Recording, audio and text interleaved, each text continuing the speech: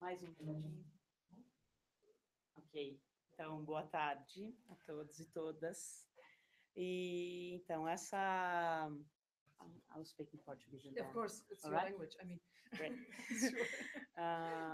Então, esse é um evento especial que a gente está fazendo aqui na Rede Sonora, em parceria com o grupo Escritas e Invenção do professor Silvio Hinz, um grupo de composição daqui. Ele cedeu gentilmente o horário da aula dele, da sala, para a gente usar. A reunião do No Som, que acontece às segundas-feiras, ela foi transferida para a terça também, para poder ter mais interessadas e interessados. E a gente faz essa... Bom, acho que a maior parte de vocês conhece a Rede Sonora, mas se não, eu vou pedir para a Mari passar uma filipeta com as atividades regulares que a gente faz. Já tem... Vai fazer 3 anos em abril de 2018, então, ou seja, é uma rede que está bastante ativa. A gente tem 3 atividades regulares, que são periódicas. Uma delas é essa, que é a série Vozes. Na verdade, essa não é bem uma série Vozes, porque a gente acha que deveria inaugurar uma outra série para esse caso, porque é um concerto palestra, né? Mas a gente usou como série Vozes, é que as artistas falam em primeira pessoa do seu próprio trabalho, dando espaço para poder usar a maneira que quiser, a sua própria poética, seu modo de ação, de criação, né, no mundo. Nesse caso é uma série, a gente considerou também série Vozes, porque é uma artista, a Sylvia Hinz, que veio para participar especialmente do Festival FIME, que é o Festival Internacional de Música Experimental, que está acontecendo e vai até o dia 18. Então, a Silvia vai tocar lá dia 16, que é quinta-feira, na Biblioteca Mário de Andrade, à noite, 8, 9? I think it's 7. 7? Yeah. 7. Então, são às 7 da noite. Então, seria muito legal que vocês fossem. A Silvia, em especial, tem feito um trabalho muito interessante de divulgação de compositoras. Vocês vão perceber que no concerto de quinta-feira, que é um concerto, tem um título chamado... what's the title of the concert? The Sadly Unknown. The Sadly Unknown, né? Tristemente desconhecidas, algo assim. Que são justamente... Ela vai só tocar trabalho de mulheres, e teve uma coisa muito interessante que eu notei nesse repertório da Silvia, que é a faixa etária, né, das compositoras. Tem meninas que nasceram em 90, e how young the composers are, I just noticed, very interesting. Some just are very young, isn't it? 94, 96, 94, like por exemplo.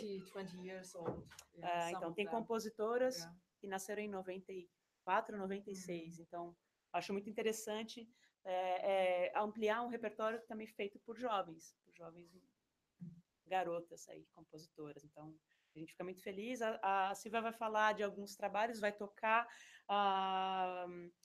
They can interact with you, so feel free to stop and ask them. I will leave some space for questions all the time. Thank you, and then it's up to you. Okay. Obrigado, gente. Thank you very much. Okay. I don't know what Lilian just told you, but I'm Sylvia. I'm from Berlin. Yeah, no problem. I trust you, of course.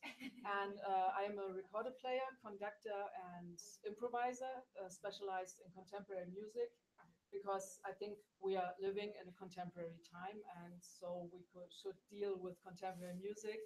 And it's, for me at least, always sort of difficult to express my feelings from today in early music. I play 1 or 2 concerts a year with Renaissance or early Baroque music, but always in special settings, like with an organ in 460 hertz or something, where it's like sort of microtonal built in. And but I have I don't know how to put it. I have no real patience for reproducing the same tune all the time when I know a million people have played it before me. And I don't see the sense in it. And I think it's much more important to get the effects of today out into the world and to deal with today's problems. And of course, especially with music written by women. And I wanted to look up the name, but I forgot. So there's one scholar who said it first, and now there are more, and said Anonymous was a woman. And yeah, and it's very true, and it's very true for composition too, because if you look, there's always music by men, art by men everywhere. And I think the worst experience for like conscious women is to go to an art museum in Vienna. There you have like many, many, many faces of men. And if there are women, they are called the third wife or a daughter. There are no names. The man has like such a name, like and he has count whatever, and his wife number 3, 4, or 7, and and there are no names to them. And if you work your way through a museum like that in 10 rooms, you really have it up to here. So there are no names of women. And I think I have a track for that too. It's called Anonyma, and we can listen to that later. But this is one of my basic focus things, because when I studied and when I do improvising, I'm mostly always the only woman in a group. So like even if we are 6 people, 5 males and me. And during my time in higher education, I had not one piece written by a woman surrounding me. And the composition students were almost male. And if there was a woman at all, she always had to do some weird stuff like piano reductions or so. So it was no really input for them. It was like 25 years ago, so now it's a bit better, but still, there's much work to do, a little bit better. Don't lose hope, you know. Okay, so first about the instrument, I brought a few recorders. I arrived yesterday from Berlin, so they are almost settled in, I hope. And I brought only the ones I'm using now for the concert, so no bigger one than a bass, but I think it's nice. So first we have the Sopranino. It's the second smallest recorder in existence. The other one, it's called Garklein, and it sounds very horrible. It's very small and just, you can use it for nice effects, or if you want to have some bird-like stuff in your compositions or improvisations. But yeah, it's really very small, and my fingers look like this. And I don't like the sound at all. And this one's done. So you can play the normal stuff, and you can do the nice ones. And as you can recognize, the multiphonics on this one are really piercing. So it's a good instrument to use it with piano, loud instruments, even with orchestra. And you may recognize it from the Vivaldi concertos, because there it's used too. Okay, the next one is the soprano. This is the one everyone knows as the recorder, because it's, in my opinion, misused in school, and school classes are forced to play on it without any real teaching there. So mostly by teachers, at least in Germany, who can't really play the instrument, and they are just sitting there doing something on the thing, and it sounds really horrible. And yeah, that's the reason why nobody likes the recorder so much, or nobody knows about it, because nobody can really play it. And that's the second half of my choice for the title, The Sadly Unknown. The first choice was to present art by women and music by women, and the other thing was to present the instrument recorder as a really good instrument and a really fascinating instrument for contemporary music. This recorder I brought is one from the Renaissance. It's a bit more earthy and very strong in sound. But you can still do the weird stuff, but it sounds different.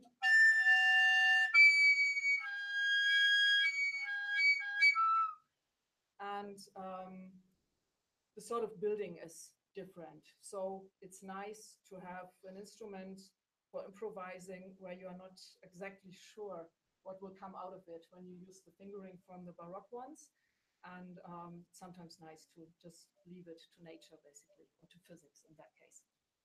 Okay, the next one is the alto recorder. I will use it for a special piece right now. This one's made from grenadilla, which is my favorite wood. And it's an instrument in F again. And here we have like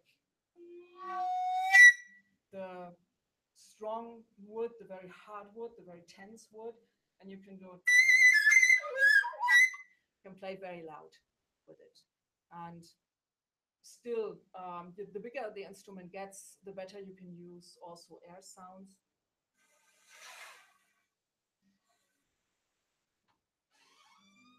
Yeah, and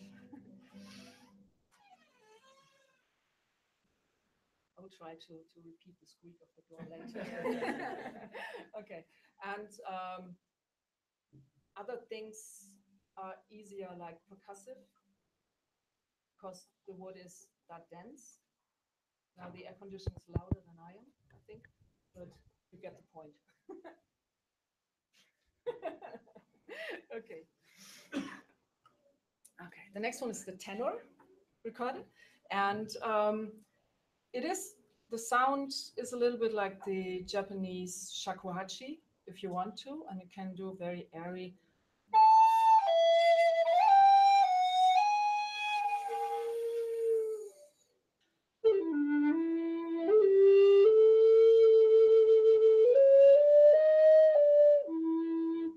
And everything with the holes, you can use them too.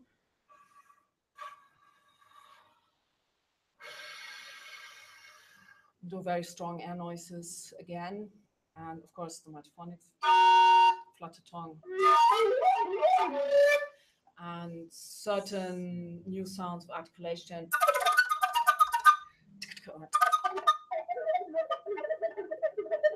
Some murmuring, and also use the voice.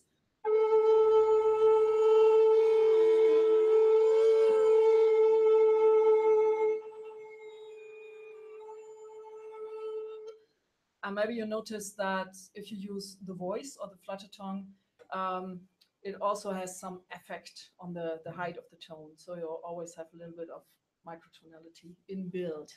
And it's possible to alter it with fingering, but sometimes it's really nice and it's always good for the piece, I think.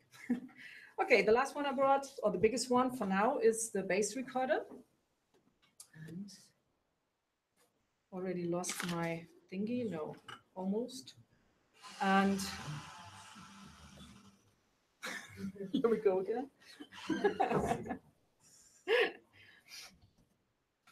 This is a fairly new model because I was searching for a strong recorder with a bent neck, because the other ones, they have this metal, I don't know how do you call it in English?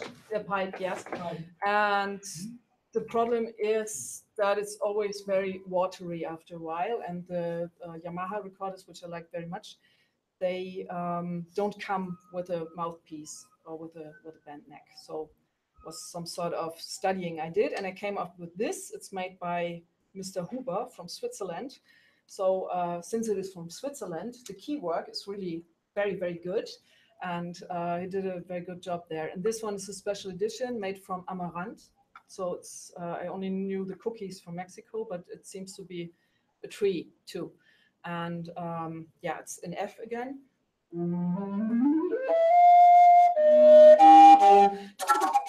And here you can use the keys also to make some noise if you want to. And yeah, no, glissando is not really possible because you have to be very careful with the keys. Of course, it's possible on the ones with the holes, but here you have to fake it more or less. So this one is working, but okay. Okay, any questions regarding the recorders? I had a question, if you're okay with interrupting. Yes, of course. Okay. You showed the example of the tenor using the voice inside. Do you think there's a good match between like the woman's register and the fact that the flute is transposing upwards? So actually, tenor is sounding like a soprano voice, I think, in a choir. The bass, the lowest note, the do is the middle C actually. You can do it an octave lower too, but then you have special. It's a little bit like a symphony. I will show on another one. I'm not a soprano, so for me it's okay to transpose this a bit. I will do it with the alto, maybe. So if you do like.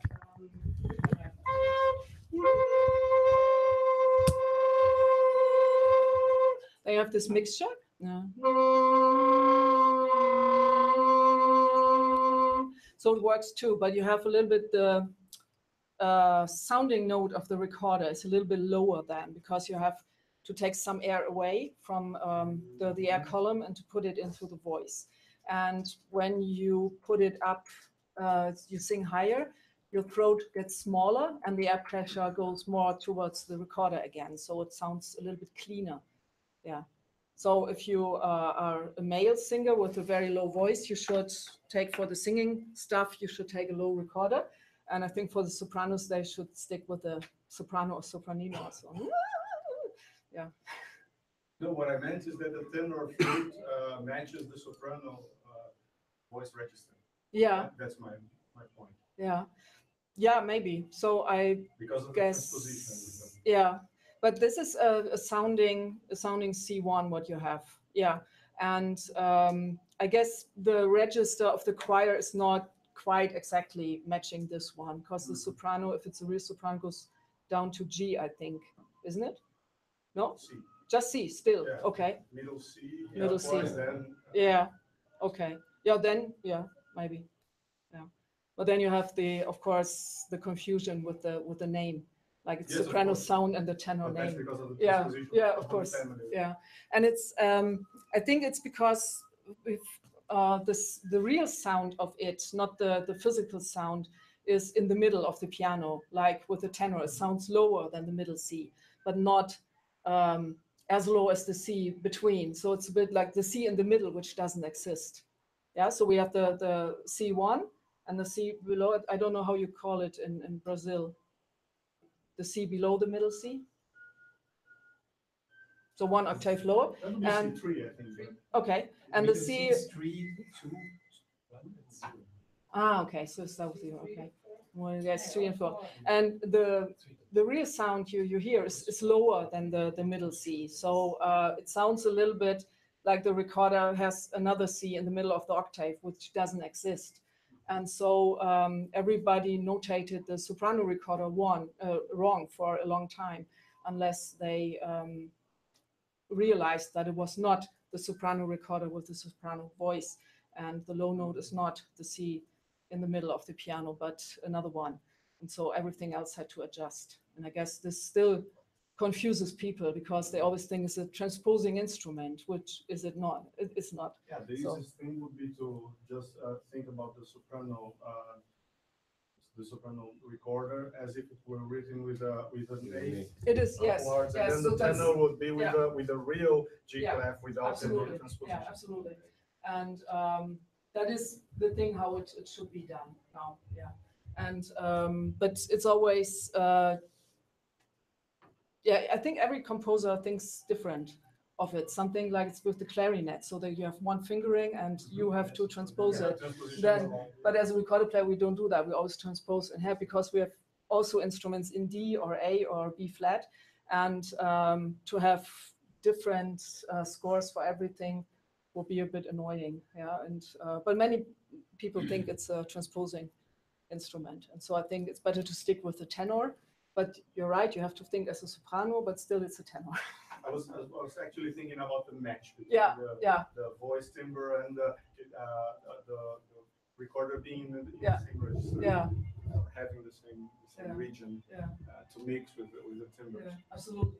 And but still, I think it's confusing for people, because the sound is lower than the soprano. Yeah, and even if you have the C exactly sung, it sounds lower than that. Yeah, so it's very interesting. If you don't mind another digression, Yes. when you were talking about women getting into museums and seeing only works by men, it might be of interest to you or to others to know that at MASP, at the Museum of Art in São Paulo, there's an exhibition going on, the history of sexuality, I think, and there is a part of it developed by a group called Guerrilla Girls. Ah, okay, yeah. And it's very interesting, and all the statistics about how many works of art are done by women and men in several different museums in the world. Yeah. Sorry about the digression. No, of course not. I will go there tomorrow. Thank you. I will go to that, of course, to take pictures. Yeah, and it's really. I mean, normally you don't when you go there, but I mean you have to think of of education and of the next generations. If they think there were only important males, and to be a woman is absolutely of no importance unless you are the mother of a male child. That's not cool. I mean, yeah. So nowhere on the world. Yeah. Okay. Any more questions?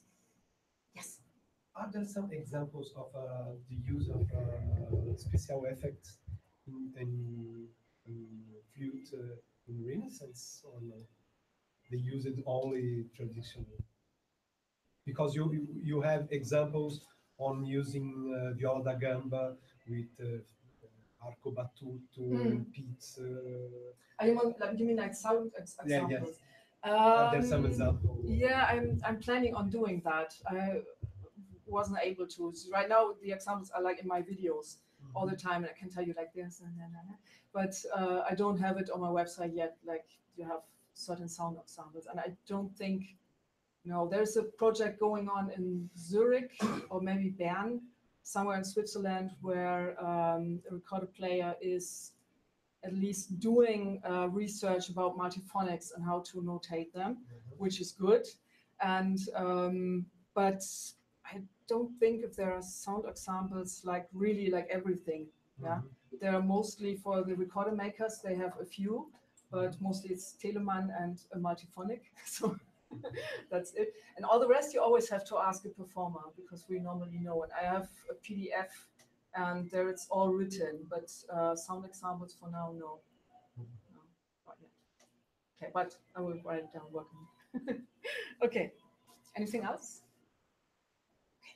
So there are more bigger recorders, of course, and the next one would be the great bass. Then there's the double bass and the sub-great bass and the sub-double bass. And that one is at the moment the biggest in the world. It's made by Petzold and it's a Kunat by, and then this one is 2.45 meters. That was the old model. I had it. We can later watch a video with it.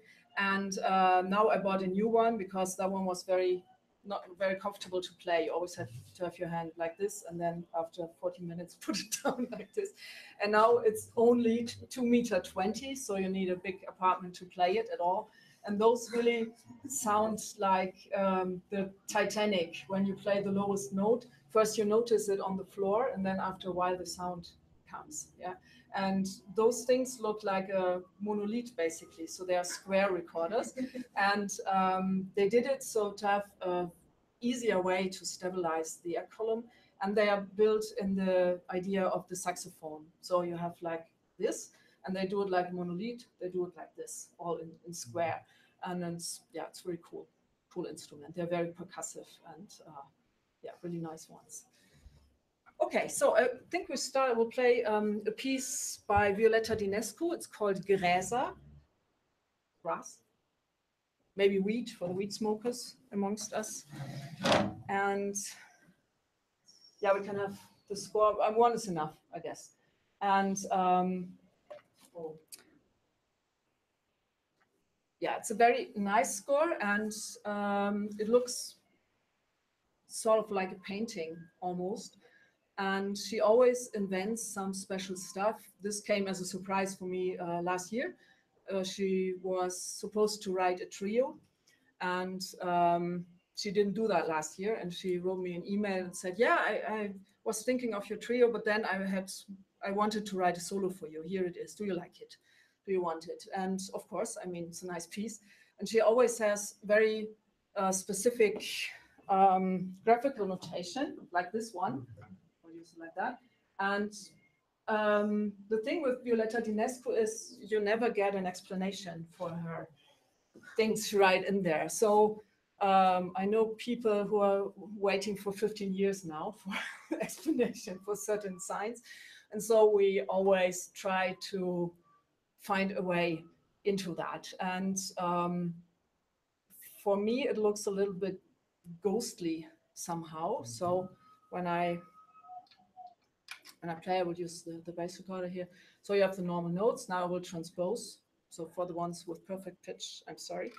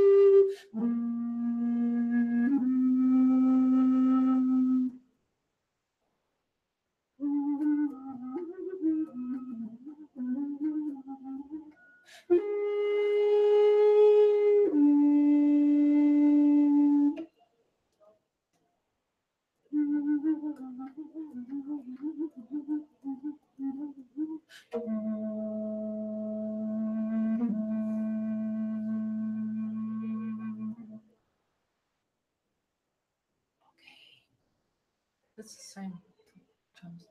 Interesting. Anyway, we take it.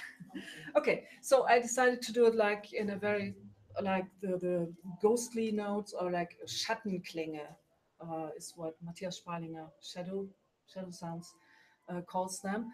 And you can do that by sort of underblow the recorder instead of normal blowing or overblowing. You can do underblowing and reducing the air pressure so that only a shadow of the note is still there. And all the rest, like with that one,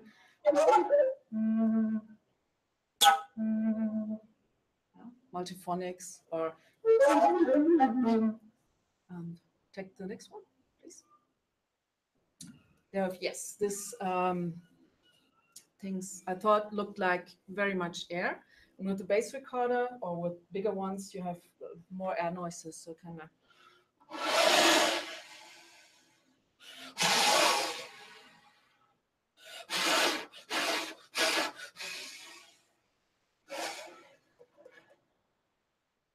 And so on. And in the end, I thought it looks like some sort of eclipse. Something like that, for example. For the last thing, she had 4 different ways of notating. So we have a square note, we have small round notes, bigger round notes, and in the end we have here 2 triangles. So, and yeah, so I have to do it differently, and I decided most of the time to take the square notes con voce and the small ones, like with the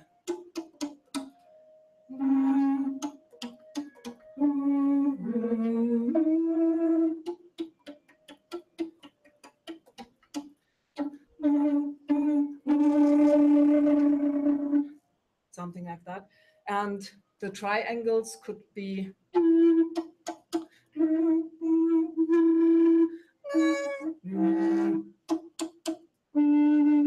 like you're octavating the voice up or down, or you do some more air and playing like this. And yeah, so that is a very interesting way to notate special sounds. And on the last one, too, with those both combined.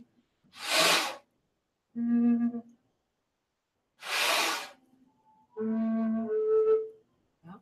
And it's a very nice way and a very inviting way to notate pieces, because as a performer, I have a certain freedom. and the score looks good, which is not so important. But still, if you have a piece which is highly complicated, notated, and the sound is so la-la, then you're not really intrigued to put much time into it and practice it. So for composers, keep that in mind, and maybe try to put your ideas in writing in a clear way, but still in a not too complicated way, so that we have one note and 2 sentences of explanation above the note, and then dynamics and certain stuff, and then another 3 sentences below the note. And that's doable too, but it's a little bit, too time consuming. Okay, questions for that, please? Violeta Dinescu was born in Romania in 1953, by the way, and she's teaching, I don't know what.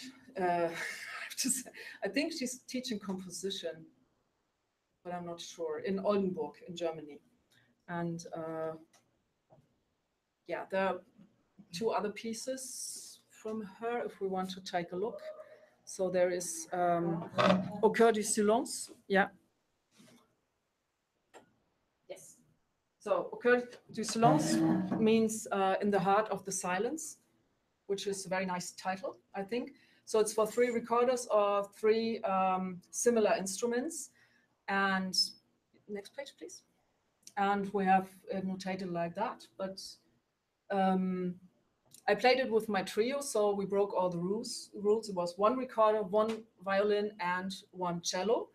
But we tried, of course, to keep it in the same height and in sort of the same character. Am I standing in your way, or does it work? Okay. And here you see again, we have some sort of freedom, and we have those things within the brackets. Using a recorder again here. So we have those brackets. So this is some sort of collective feeling for a bar. It's not counted. And here we have the next one. And then when there's a number coming, you have to have a pulse. And it's okay, you can do that, of course. It's not that easy when you come out of nothing, basically. And we have trills, microtonal movement. We have multiphonics. We have accelerando. We have tremolo and flutterton. And we have interesting buildings like this, which looks like a multiphonic pyramid. And next page, please. Yes, there are more to come. Yeah. And then, of course, stuff like that with vibrato, huge vibrato, and something in between, like here. I'll do that. Something like that, sounding. And okay, no. Sorry, keep you busy. No, the next one. Yes, the next one. And then in between, there are always, in between all the freedom, there's always, again, some meeting point. Yes, no problem. I can stop. No. Okay. There's always some meeting point where we do almost the same stuff, like for one exact beat. So even if you have this certain freedom, you still have to be together as a trio somewhere. Okay, next one, please. Yeah, here we have here you can see that it's really written for recorders very well. So here you have this thing where you can,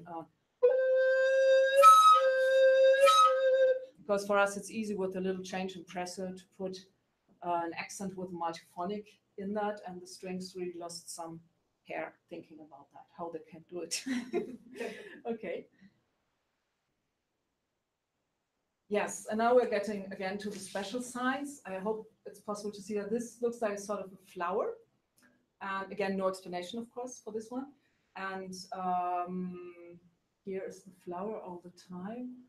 And then get to the next one. Yeah, here's some sort of looks a bit like a mouse. Then we have something that looks like a cookie, black on one side, white on the other side. Yeah, and there you can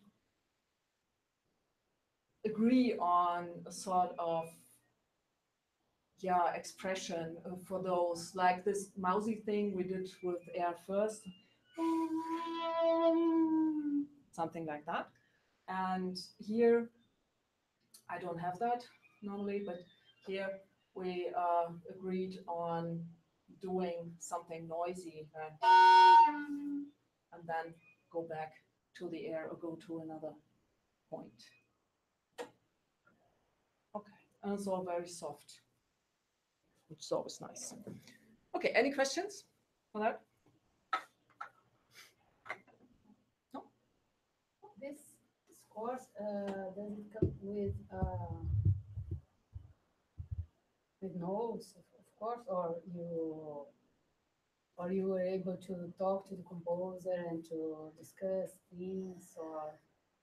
I was talking to the composer, yes, but still didn't get any answer. So she is okay with having no explanation for her paintings, yeah? And I think she likes to trust people in inventing something interesting and to have it like sort of an improvisation, like always developing in a different manner.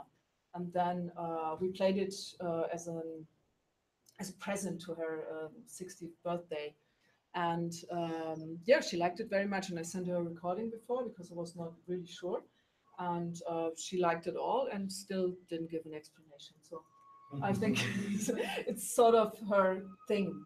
And I know that she sent me a sheet of paper once as an explanation, but there was everything in it I already knew. So nothing of her special stuff. I think she just doesn't like to write explanations for pieces. Do you know other groups that are performing the same pieces and then maybe they're discussing possible interpretations or assignments for the signs and how to create something interesting in the sense of improvisation? So maybe you could have two very different it was readings of the same piece. at this sad birthday party. There were other groups there and a duo for, I don't know what it was, clarinet and something else. I forgot, clarinet and viola or something. And they had a score which looked a little bit similar, and they did it in a very classical way. So they tried to think of it like ornamentation. So they put like classical trills in it. It was sort of weird for us to listen to that. And it was, but on the other hand, it was very interesting because it was an alien moment in this music. And you have very experimental music, and then like, what? Yeah, it was very interesting. And there were others who tried to like play along with the painting of the mouse. So they would like to do a circle and then something black. I think you have to close it again. Interesting door. And yeah, so there are different approaches, but she's really fine with that. And I think she likes the dialogue. Encontro mais comando plus. Não, bate comando mais. Só a gente. Okay. So at least one bar, but that's okay. Yes, and so people really try to play this figure and stick to the notes. For me, it's a mouse with ears or a cat maybe, and yeah. But you mentioned that, I don't know where, that you worked with another arts, and you mentioned about painting. Does she consider this as a painting or? No, she if not, considers what it is as the notation. relation? Yeah, Notation. Yeah, notation, yes. And I mean, I told her that I think of it a little bit like a painting too, and like art, because it looks very much like it. But she's more, she likes the idea, but it's not her attempt. So she's really thinking in notation and doing something special. Yeah. I like it. I mean, Yeah, sure. why not? And it's very interesting, and it gives. I mean, you really have to talk about it. So it's for the progress, like, or for the whole process to play it as an ensemble, it's very good too, because you have to combine everything and you have to find one idea for that, or decide that you don't have to find it. But either way, you have to make a decision. Yeah, there's an interesting point because decisions is something Matthias Spalinger worked very much with the last years. And when I met him, I think it was 2000, 2001 or so. And there was just this éclat, I think it was Donau Esching, where some people of an orchestra walked out on him on a premiere because he wanted them to make a decision. It was 4 groups of orchestras and there was no conductor. And the orchestra, the members of the orchestra had to decide when to play what and when to stop and when to do breaks. And it was really interesting that they refused to do that. They didn't want the responsibility. And it was a really big orchestra. I was the one like playing all the time and had like done many, many premieres, but they totally refused that. It was some sort of a revolution. It was very funny. And I guess of course, I mean, everyone who's playing in a chamber ensemble knows how hard it is to make decisions and to stick to them and to get, you get to know people then, and sometimes you find out things you don't want to know. Yeah, so, yeah. This is like saying that that's not part of our job description. Absolutely, yeah. I came here to play. I didn't, yeah, no. So, yeah. Yeah, but I think it's a different attempt also. I mean, as a recorder players, we are not trained to do whatever it is with an orchestra normally or with a conductor. So we are trained more as soloists, and in early music, you do many diminutions and stuff. So there you have to be in charge of your own time the whole time. Then improvisation, of course, and contemporary music. Mostly solo pieces, and I think the stuff about making decisions and having responsibility is for my instrument has a higher level than for normal orchestra instruments, when you know you like violin number 6 and there will be always a conductor. Yeah, so it's something else. Yeah. Okay, more questions to that? No? Okay. Do you have a recording of this piece? Yes, we have it. We can watch it on YouTube if we want. There would be Berlim Sylvia Hinz. This iMusic is something else. It's for later. I was too early.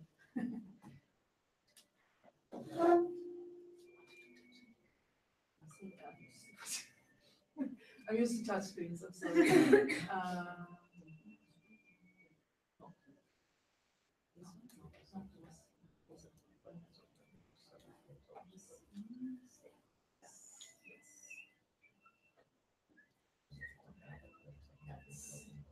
Oh, I can put there. Just You can't put it there? Yeah. Ah, okay. Wait, just we have. Oh, we can't put it there. Yeah, Okay. Ah. Okay, this is the piece.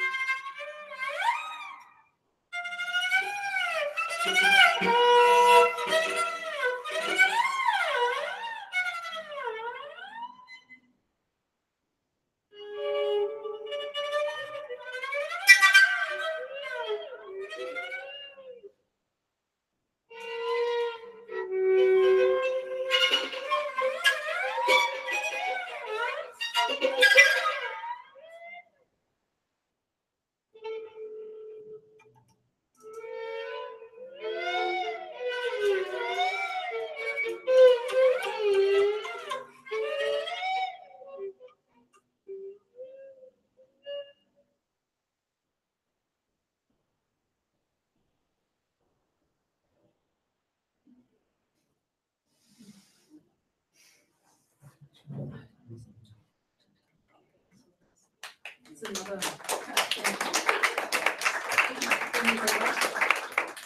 So it's a really good piece and it's fun to play. And yeah, so like always. What's the name of this group? Xenia. Xenia. Yeah. Do you play for a long time? Or? The violin player and me, we have been together since 2008 as a group. We know each other from 90 something, 94, 95, 96 something, so really, really long time. And the decision to form this group came in 2008 when I cleaned up my music room and found a score for violin, cello, and recorder. And I thought, wow, this is an interesting instrumentation. And I forgot the composer, but he's Italian and doesn't write anymore. So, and I asked a cello player and this violin player there, Alexa, if they would like to play it with me and try it out. And it was really nice piece. And some composer heard us playing and wanted to write something. And so it developed. Yeah, and we had to exchange the cello players a few times. So right now we're playing with certain guests, but we found one we really like to play with. And yeah, I mean, everybody who plays in an ensemble knows how it is. Sometimes the dynamics work a little bit weird. And for contemporary music, you always have to practice. That's a thing. For classical music and in an orchestra and for like paid jobs where you only go for a wedding or something, you don't have to practice so much. And sometimes people sign up for playing in a group and then say, yes, and I want to practice and I want to rehearse and I want to do all the things.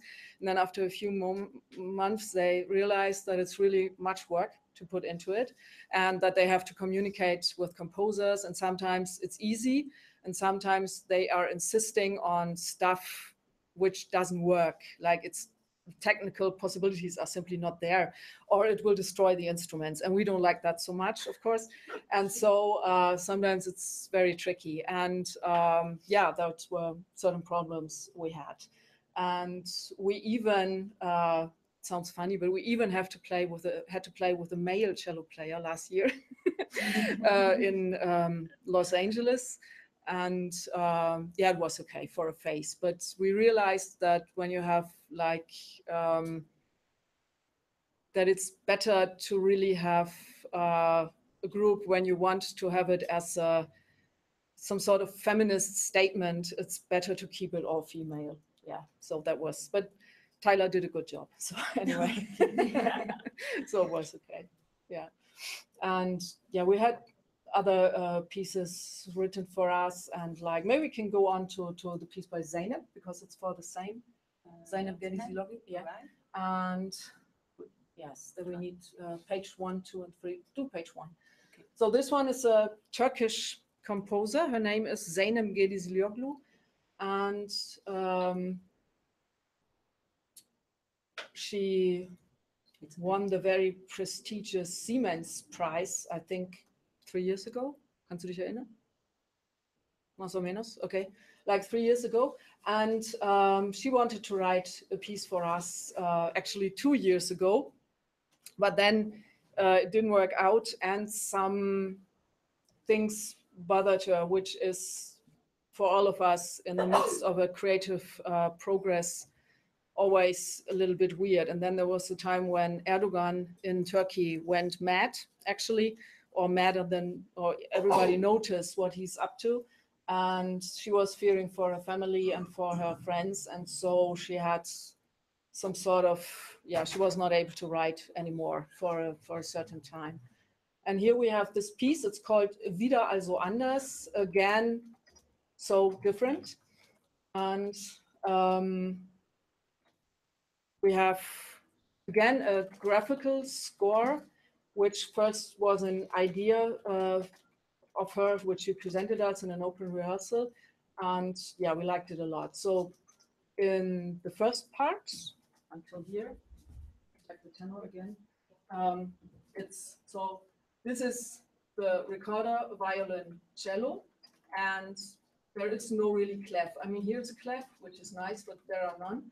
And in the first part, up to here, we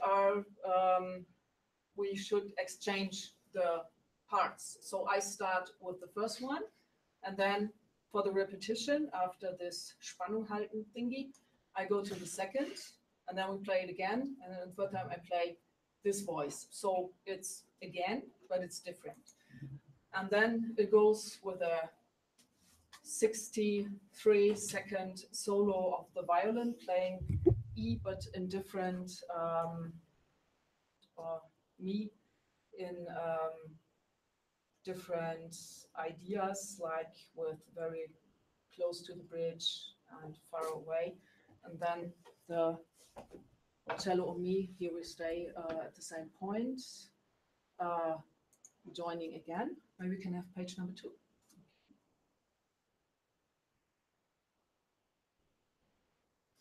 No? Yes? Yes. Okay. Sorry.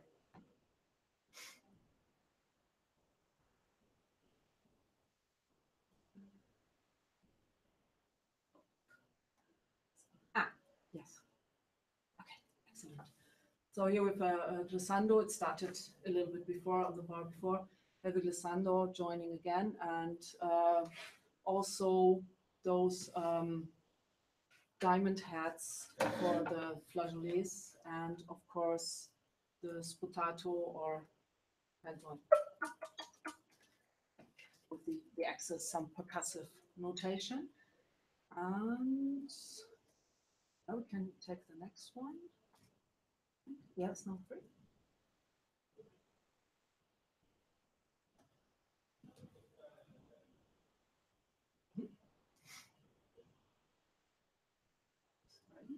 No. Now we have the blue. Was nice. Okay. So here we have now actual notes, actual clefs, and go on until here. I mean, it's normal notation in the piece. And here, when Alexa with the violin is reaching the D or re, then we go back to page number 1 and do the first part again, but this time without the instrument, only with voices. And that was very interesting because we did it as a joke during the rehearsal. So I think Zeynep was talking to someone else, and we were like, and doing that with 3 voices. And she liked it so much that she built it in the piece. And that was very funny. And of course, with the premiere last week, nobody was expecting it. So very good idea to do that. Yeah, so this is basically another thing.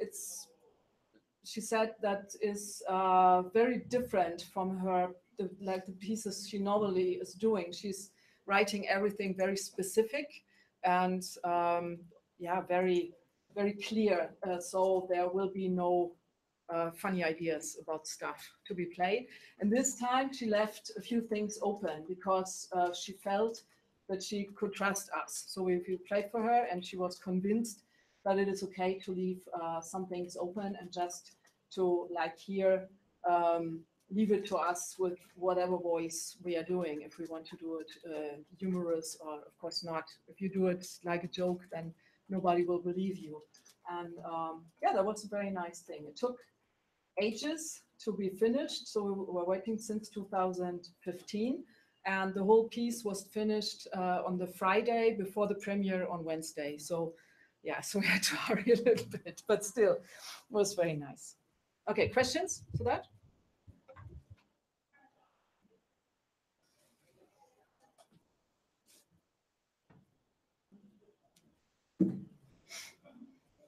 old is the composer? I think she was born in 77, so she should be like almost 40. Maybe she's older than 40. Yeah. How do you solve the descent in the when you play the part that has a descending? What do you do in the recording to make such an immense descending? I was faking it, of course. Yeah. It was impossible. Yeah, and the range was not there. So we decided I did the first part, my voice with the sopranino, because she liked it to be with this. There is some sing-song of a mood scene, and that was really ear-piecing, and there was some critical point. And the other thing, I just transposed it from the low G from the violin, and then I faked it as much as I could. And the other thing on the first page, maybe you can take the first page again. Yes. No, the first one? Here. Yes. This one, which is it's not possible, of course. I think I played D and did the rest with the voice. So you have a glissando there, and then do the rest with the faking. Yeah. Okay, and this one is multiphonic here with the lovely N and like the metro sign a little bit. Yeah. Okay, and those things, I mean, you actually know it's as high as possible. And okay. Interesting. Yeah. Choose. Now I realize. Okay, so she was actually changing a few things for the first page, but we just took the other one. Okay, interesting. No problem, but this one wouldn't have sounded very well, by the way. So it's good. Yeah. We have two versions of page number one. So this one is not the one we used for the premiere, because we left out that wasn't there first. But it's okay. We do it next time. Okay. Any more questions?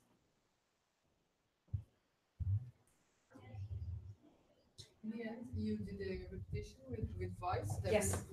And From the first how part. was the sensation? And did you note some? Yes, of course. I mean, when you do like with voice, when you can do the first thing when I kind of.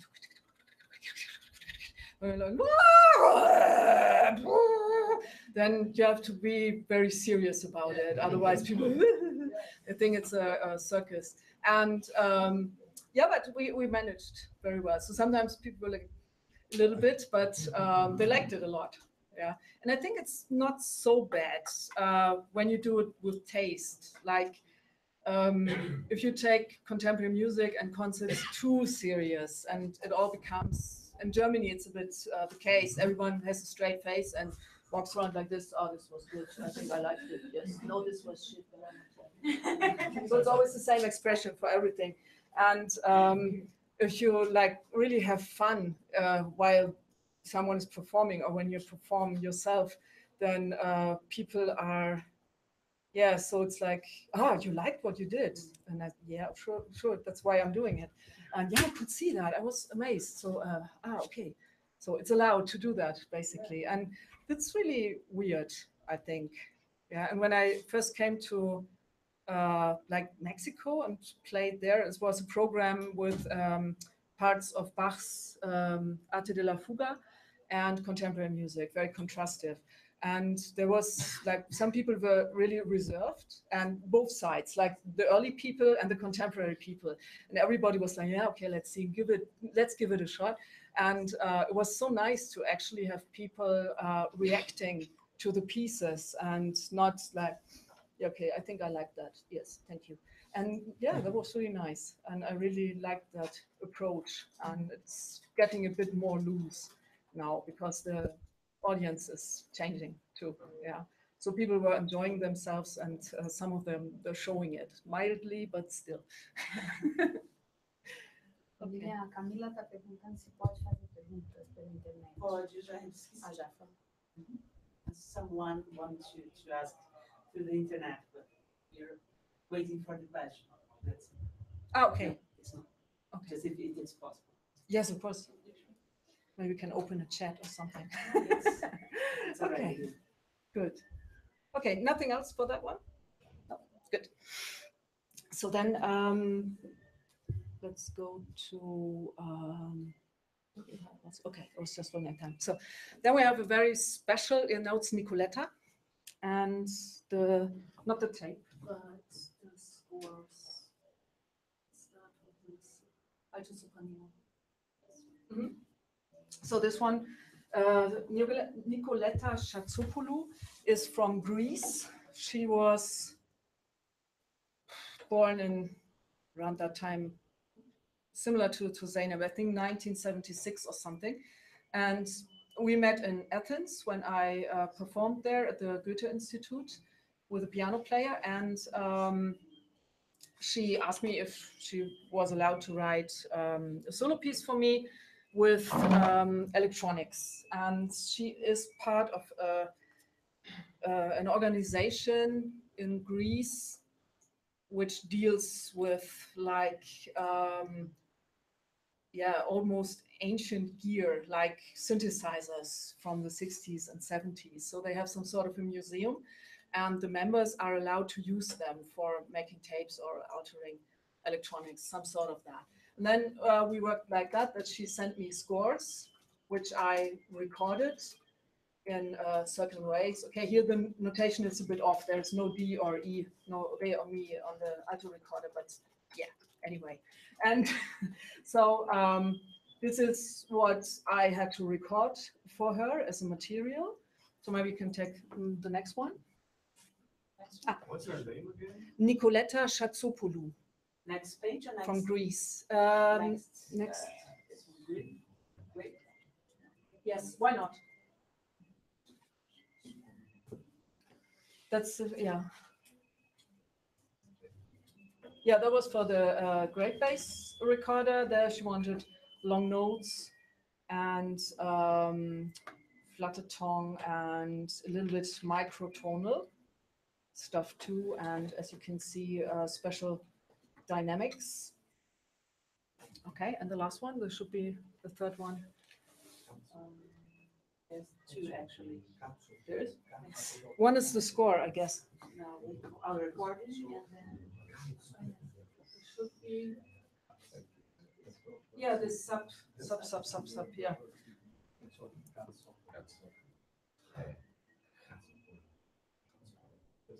Okay, this one is a bit funny because there is no such a thing as a sub contrabass recorder. But anyway, so it's very low. And this one is also, if there were such an instrument, it wouldn't be possible to play those fast notes in this tempo anyway, because you wouldn't hear it. It would be just noise. And so we had like normal vibrato and those special sounds. Maybe can you scroll a little bit down? Sorry. I'm doing too much things. Yeah, it's okay. This more? Yes. There we had those glissandi at relative pitches, so whatever is possible. Yes, and then she asked me to do whatever I wanted to include. So like some special sounds I liked very much. So I did, of course, the underblown multiphonics, because I like them very much. And I always think they should be used more, but it's, yeah, it depends on the noise, of course. In this room, the noise of the air condition and of the lights and of the everything around here would be too loud, actually. Okay, and then I sent all the recordings back to her, and she used, weiß nicht noch, wie das Ding hieß? A very special synthesizer. Something VC30, I don't know. I don't know either. It was a huge thing and ancient. Yes. Like. And she used it to modulate pitches and to work on a tape, and send it back to me with the score. Now maybe we can have the score. Distance field? Distant fields, yes.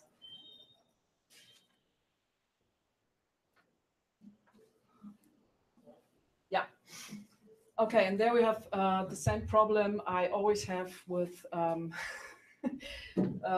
things like that when the tape is not starting the piece. I mean, it's possible, but here you have like at 30 seconds, más o menos, the tape is fading in, and it always depends on which device you're using. If you use a CD player or computer, you always have to add 1, 2, or 3 seconds because it's not possible to start at the same time. Yeah, so it's always fun for me to see what happens at 30 seconds or when the tape is fading in, when exactly it is fading in. But I think my score looks a little bit different. No, it's the same. Yeah. Okay. And so we have here, she tried to time the sonic events, so I know where I am and where there's something happening. Maybe you can scroll down. Yeah, no problem. Yeah. This is for alto recorder. All right. Yeah. Okay, and we have From there, here. No, we're discussing the last name of the composer. Shatsupulu. I believe you'd be interested in. Oh gosh, can you shut up? You'd be interested in knowing that her name is pronounced Hatsupulu. Hatsupulu. It is? This CH is the he of the Greek, is the Greek letter he. Okay. So it's Hatsupulu. It's like the H in German. Yeah, okay. As if it were only an H and pronounced as in German. Hatsupulu. Okay, excellent. Yeah. She never complained. I think she is used to people mispronouncing. Yeah, Yes. Yeah. Okay. Yeah, it's like Schatz in German means dear person, yes. Schatzi, you know, Schatzi. And so But I Shatsupulu found her name written in Greek with the accents and stuff. okay. So Yeah. You told her that story and she didn't complain. Yeah. You told her it's like shots and she, oh, She yeah. liked it. Maybe she thought it was sweet. It was nice. Yeah, maybe she likes the connection with being sweet. Yeah. Okay.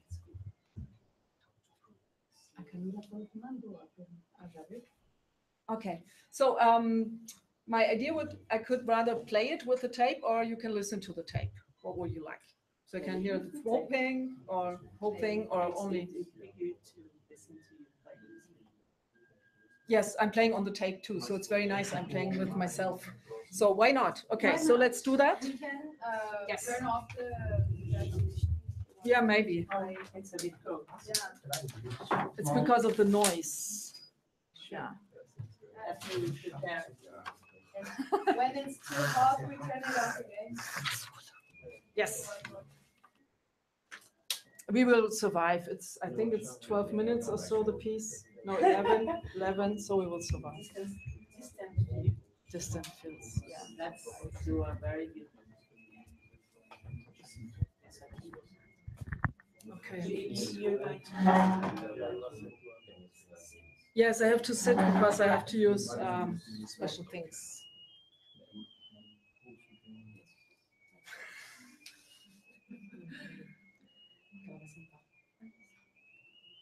There really are no practice rooms here, huh? No, I have this problem. Yeah.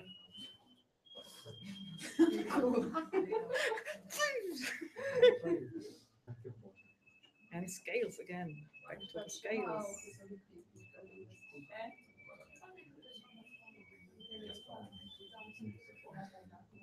It's a bit of different music. Okay, I need another thing because I have to.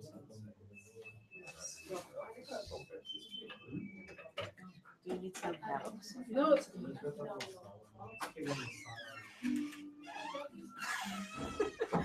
it's like happening outside of the front of the room.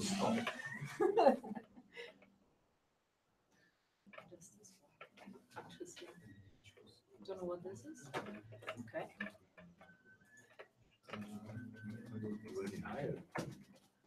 No, I wanted it not to move, but I think it's okay that way.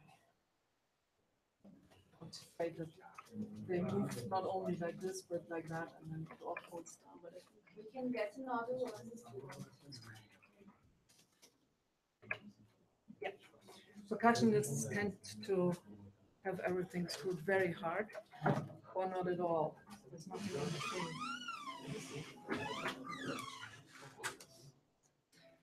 What did you do to the poor flute player?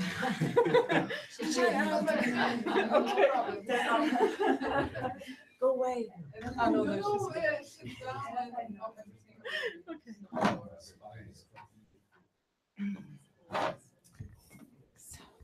Okay, we have to. Want me to start? Yes, the tape. I will. We have to connect. Distant. Distant feels wave. Yeah. Okay. Okay.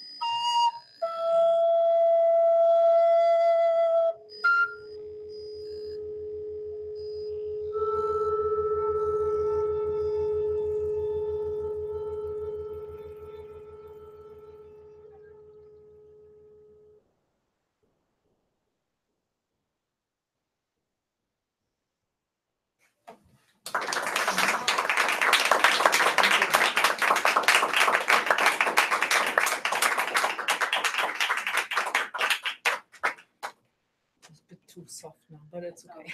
Sorry. I hope you could hear the tape. And yeah, I think it's really well done because there is recorder sounds.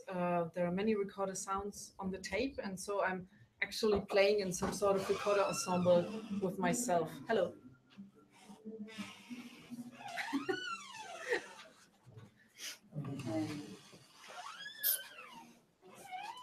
So, any questions? Yes. Who prepared the The composer did. So in this case, it was a very special. I'll wait for the fracas to end. Tem várias cadeiras aqui na frente, inclusive, ó. They want to sit at the wall, you know. The man wants to go, Yes. but they don't want to. Yeah, of course. They want to mingle. Yeah. Vigilância. Yeah. Okay. Beer, né? Beer. So the very special thing about that was that it's not only a female composer, but also a female composer dealing with technology and electronics, which is an even bigger boys club than the rest of the composers thing. And we were joking about that when the first performance was very interesting because the person who did the electronics for the festival, where I did the premiere, was also a woman. And so the guys were standing at the side, watching us preparing all the stuff, and they were like, oh, okay, they can do that too now. Oh, okay, let's go for a beer. And it was really annoying. And but yeah, it was fun, and it worked very well. And this, I think, this love for ancient synthesizers or something is. Nicoletta told me that she had that from being a child on, that she really liked this stuff, and in these old science fiction movies where the special sounds are, and she always wanted to do that too. And so, yeah, she had the chance to do it in this center, Yanis Xenakis Center, I think it is in Athens. Yeah, Great. Yeah, it's really nice, and for me too, of course. I like it a lot. Yeah. Okay, any more questions? Sylvia, Yes. we have actually, it's not related to this piece. It's Okay. a more open question. Okay. From Camila Zebinat, that is in Florianópolis, Santa Catarina. I think I know her. Camila, yeah. Yeah, I know her, of course. Yes. The question is, could you talk about when and how did you begin to dedicate yourself to women composers in this openly feminist perspective? You are such an inspiration. Oh, thank you very much. That's nice. Actually, I think it began very early in my life. So as a child, I was always, I was raised by strong women who were opposed to being a very, sort of macho-ish society on the countryside in Germany. So it was like, I grew up in a little village. There were like 150 people and 200 cows. Like that was so sort of, and of course other animals, and mostly farmers. And in this land, there were, all the men were like in charge of everything. And as a woman, I learned through my relatives, my grandmother and my mother, particular, that you have to, like whatever you do, you have to do it from the underground to have something. So if you do it openly, they oppose you and they are stronger because there are more of them. And so I thought, okay, that's a little bit more work, but why not? And so if you have other colleagues who are working on the underground too, and then it becomes some sort of a coven worldwide, which I'm doing now, international, or you too, of course. And it's very interesting, so to meet others. And then I was in school, and I was always a little bit, more talented than the others, of course, because when I see a score, I already know how it sounds, always. And I thought everybody could. And then I had to find out, no.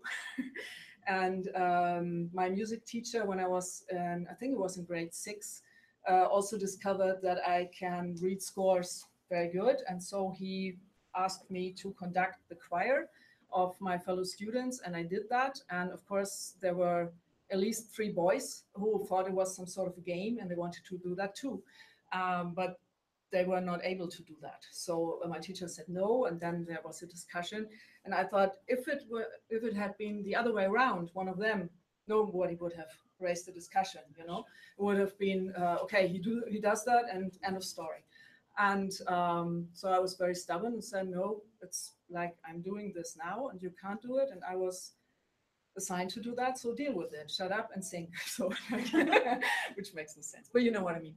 And yeah, from that time, I was like 11 or 12 at that time, I looked out for things done by women, because then I also realized that in the school orchestra, there was always like Beethoven, Bach, and all males.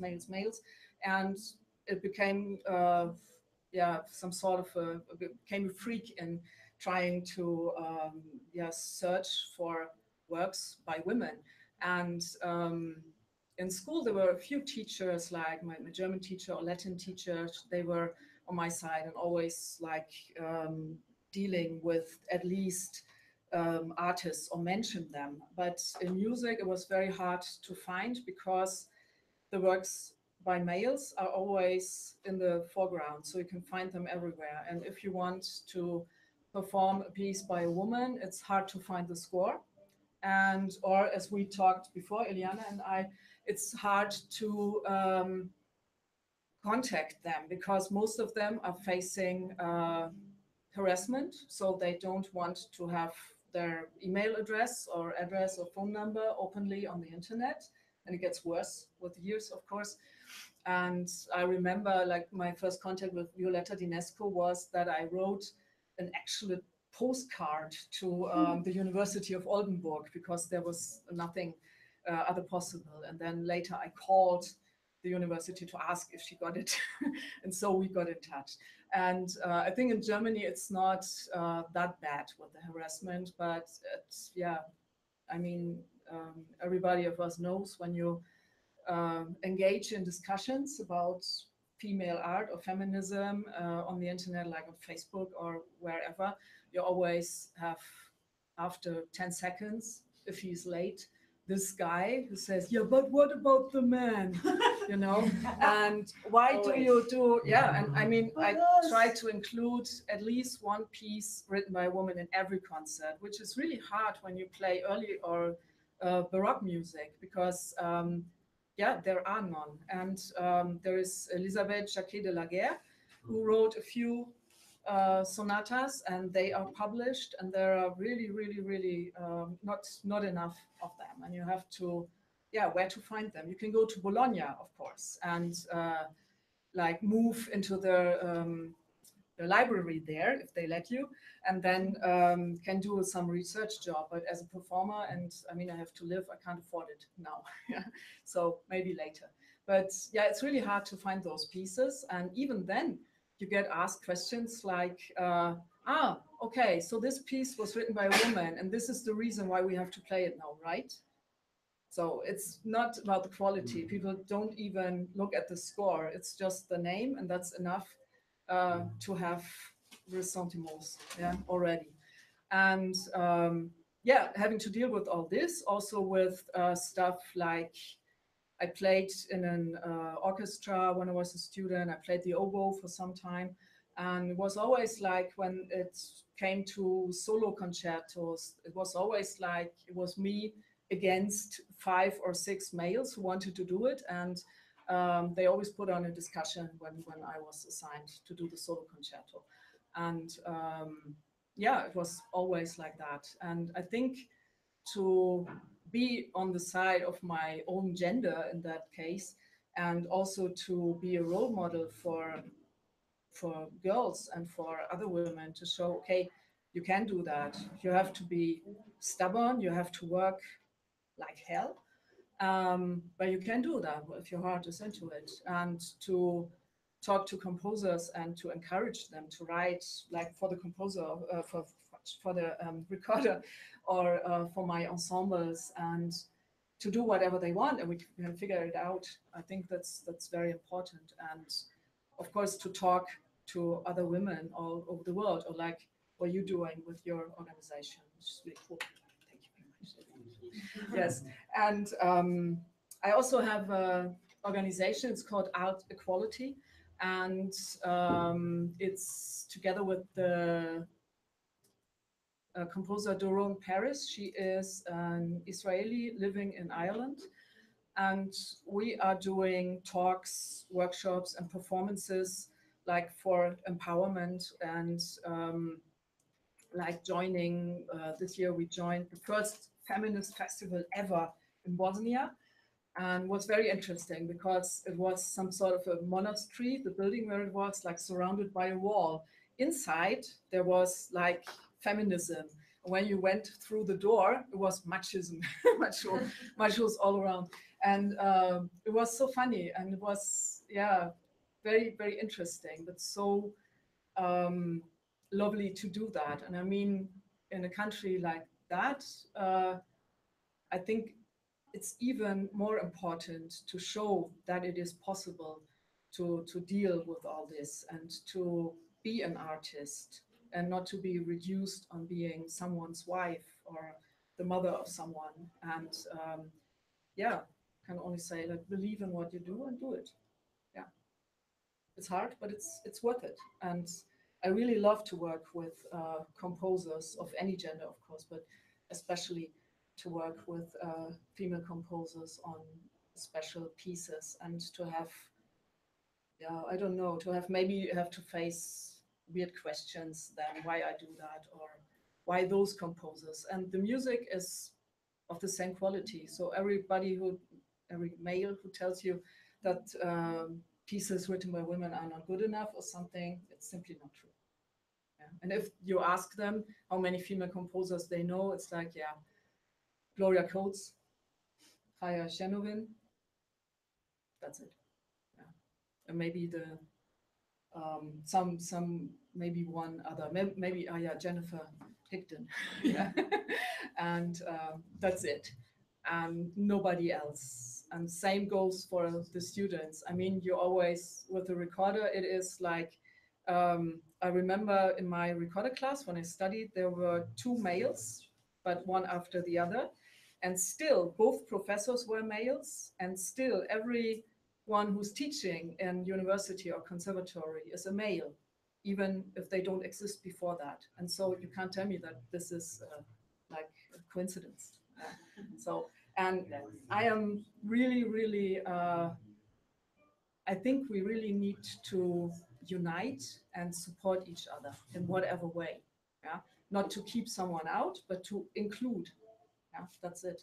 Yeah, there's so much good art to show and so much good stuff to work on. And why should we not support each other? And it's always better to have a few sisters or whatever on your side, and to work with that instead of fighting your own way into a boys' club where you don't want to be. Yeah. I feel like a politician now. Yeah. Why not? If you can talk a little bit about your, how do you, of course, depends of the piece and the composer, but how, if you can talk a little bit about the relationship between the composer and you as a performer, how do you, just that, just a general thing. Yeah. So we can turn the air conditioning on again, okay, if you want. So even for me, it's now a little bit warm. Okay.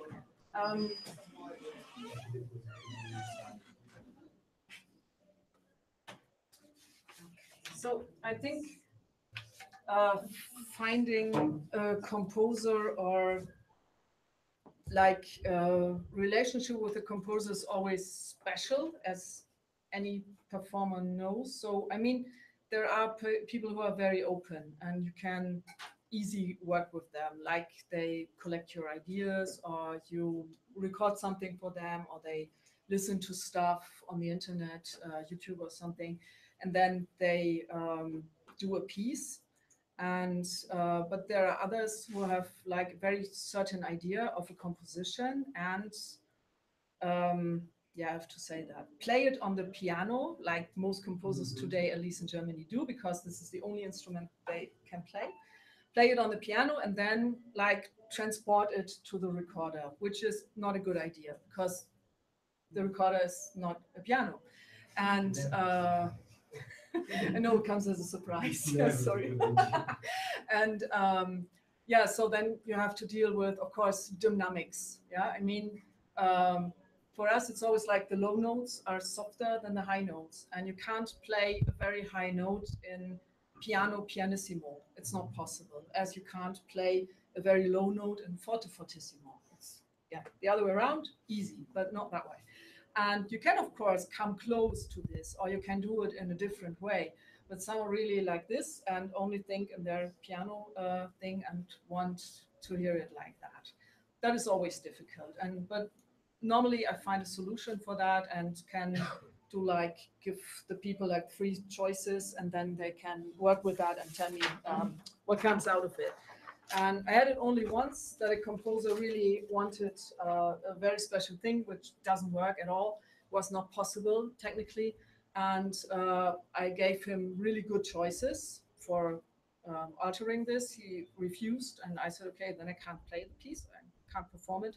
That was 20 years ago, and the piece hasn't been performed because nobody can play, not only me. It's just not possible. So he's waiting for Bordeaux also, I don't know. Okay. Yeah, and he refused. Yeah. And sometimes I have pieces, or yeah, often like maybe once a week, someone sends a piece to me for performance, and mostly they're good. And like I'm more into experimental music, so neo-classical or neo whatever does not work so good for me. I don't see the use in that, I have to say, because then I can play the real stuff. I don't have to play neo-baroque when I can play baroque. I know, but it's, you know, yeah, some people just copy and do maybe a special effect in it, and then they, yeah, maybe like one, and then it's a new piece. Yeah, and I don't like that. So then I have to say, okay, this piece is not for me. Sorry, I can't play it. I don't do that. And but that is not so often anymore. And same, every recorder player knows that everyone is dealing with some sort of birdie stuff. So we always have to do bird calls in every variations. I even can show you a piece. It's called Birds. What a surprise. But I have an excuse for that because the composer is also a singer, and that was her first profession, and then she became a composer. It's this Birds by Cleo Montre. And here we have at least, I don't know if I have the colored version of it. Yes. Is it there? Yeah. Yeah, but the score, this one I don't need. Yeah, but we can show it to this, I think. I will move over there. This one. Yes. So here we have like an explanation. This doesn't work for normal black and white printers. You have to do it in a colored way. And she uses the same size, the same sign for 3 different pieces. So in black, it's specific pitch. In blue, it's approximate pitch. And in red, it's a multiphonic. So it's good in this case to use the colors. Yeah, it's not like with this stuff. And then this explanation, okay? Yeah, then we have like hummingbirds, glissando, choppy glissando, approximate pitches, and multiphonics. Yes, and her name is Cleo Montre, and she's from Canada, born 1985, I would guess. Yeah. As a singer, she doesn't want anyone to know when she's born. It's always hard to find out. Okay, so here we have like, it's for a soprano recorder, and I choose to take a Renaissance recorder because it's closer to nature in sound for me, I think. That was really nice. Okay, so we can watch the video if you want. It's on there too.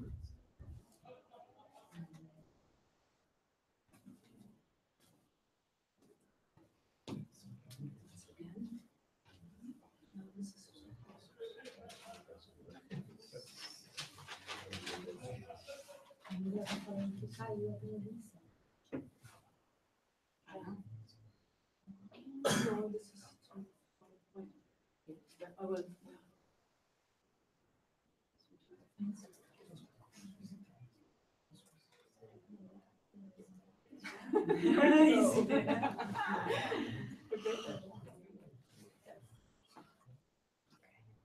So this one was not a collaboration. She just wrote it to me and presented it. Yes.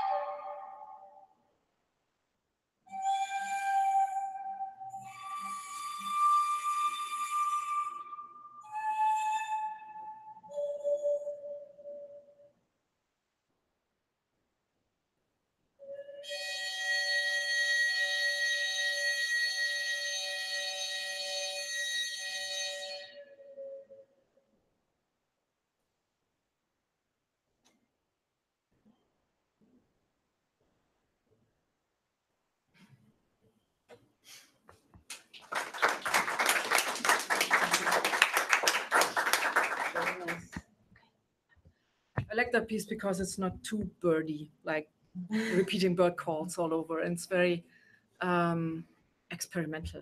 I like that too. Yeah. Okay. Now I feel a little bit great. Built in here somehow. Okay, I would like to talk as I guess it's the last thing. I have the feeling that I talk too much. No, it's okay. About an artist. Her name is Carola Czempik. I'm working with. She is a painter, and we have the you have it. It's better like on paper. It's always wrong direction. Yeah.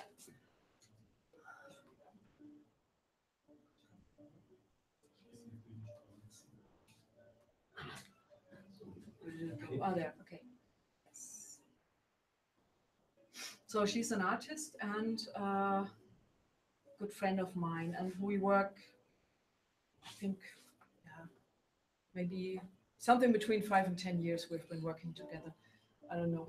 And this is one of her paintings. It's called Windsbraut, and it was very inspiring for me. It's not like a simple canvas with paint on it. She's using like powder from several stones, so there's like some sort of 3D thing in these paintings too. And you always have special details. And this one, as a graphical score, speaks instantly to me, so I can hear her painting, how it is like in my head, or how I can play it. But it would be different every time, of course. Despite the black thing, this is always some sort of a thunderstorm, so there would be something really eruptive for me as a sound work. But everything else, like the red band there, and things which looks a little bit like water running down, will be different every time. And we work very closely together, very loose, but we meet once or twice a year in her atelier or in my studio. And then when I am at her place, I look what she's done so far. And then we choose maybe 5 paintings. She has very big ones, like 2 meters wide and 3 meters high. And it's amazing. And you can feel the presence, of course, and the presence of the music too. So for me, and so we put them like in the front, so I can play with them, and then I sit in the middle and play something, like improvise with this as a score. And at the same time, she is drawing again.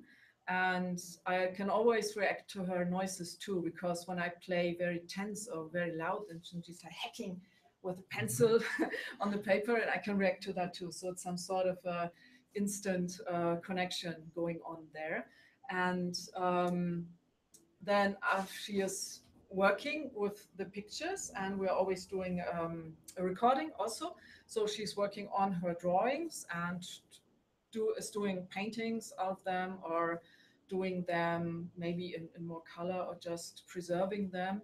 And afterwards we meet again and decide what to do, how to go on. But it's always a circle, and then she's sending them to me, and I'm developing a piece or a concept for improvisation for certain groups also. That's very interesting. And for one thing, we also have a video. There I'm improvising to a book she did drawings in. Was very productive sessions, which took, I think, 5 hours or so. And it's called Schweigende Dämmerung. Okay, this is completely used. It's very right now.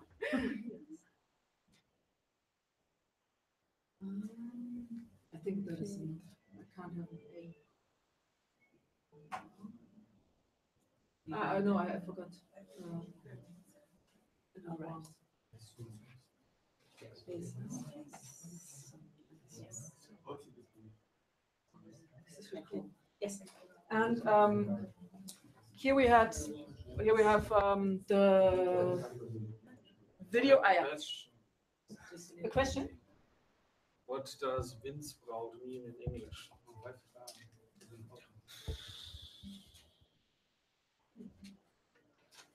Wind's It's Bride. Pride of the Wind. Yeah.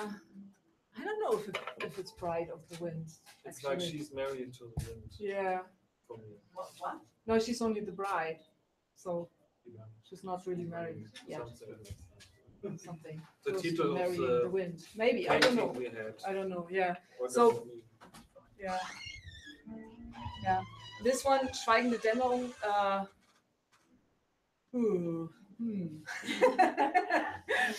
Always hard to translate stuff like that. Yeah. Okay, we just leave it for now, I would say. So I'm improvising with the Petzl double bass, and I think it's 3 times, isn't it? 3 times me, or is it only one? Yeah, I think so. 3 times me on the tape. Okay, so where did I put the one? Mhm. We can turn on the light again. Thank you.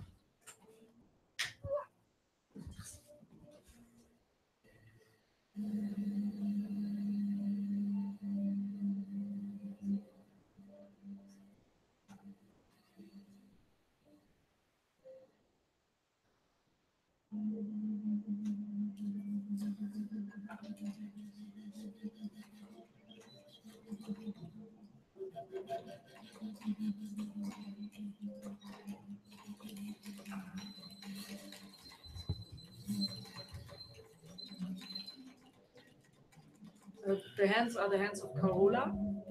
After the painting sessions, turning the pages of what we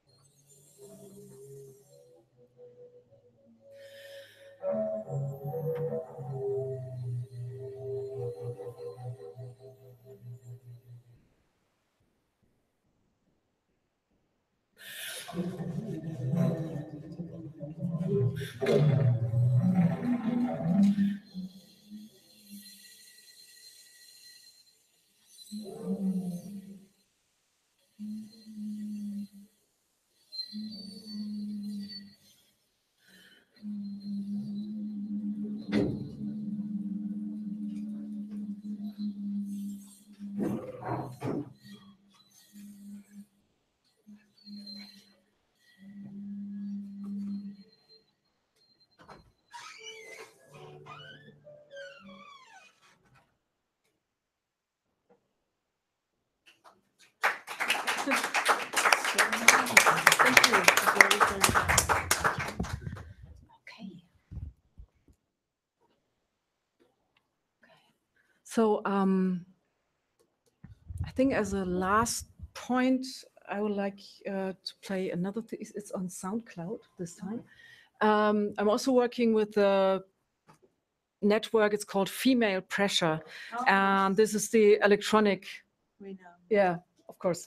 And I think it was last year, there was a very interesting, it was like art as activism, basically. And we decided to do a campaign for Kurdish people in, I think it's called Rojava. And we did a playlist, and I did a track, it's called Anonyma, and included is the statement of a Kurdish female warrior, basically, because fighting ISIS is, of course, a very good idea.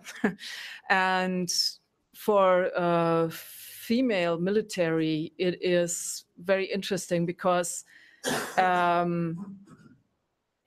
it is for the ISIS warriors, being killed by a woman takes away their honor.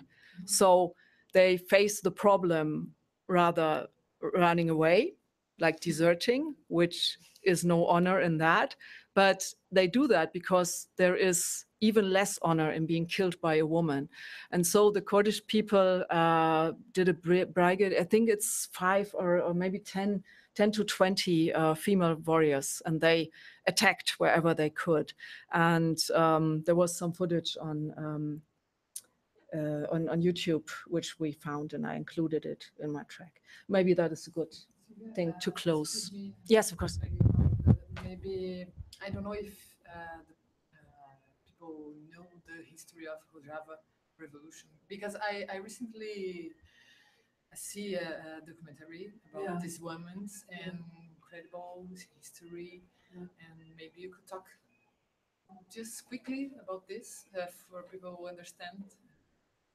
I mean, it's like the Kurdish people don't have a country. So the problem for them is they want still to identify as a Kurdish people, but they can't because they don't have a country. And now they are, at the moment, they are living between Iran and Iraq in mountains. And there was always sort of female strength there. So they were not as machismo as the people from Iran and the Turkish people, of course. And the Turkish President Erdogan decided that they are not allowed to be there, and is fighting a war against the Kurdish people, even if they are not on his territory. And this is really something outrageous, that he is going and putting his troops in a different country to destroy them and to have them, like killed, and to destroy it's a genocide, basically.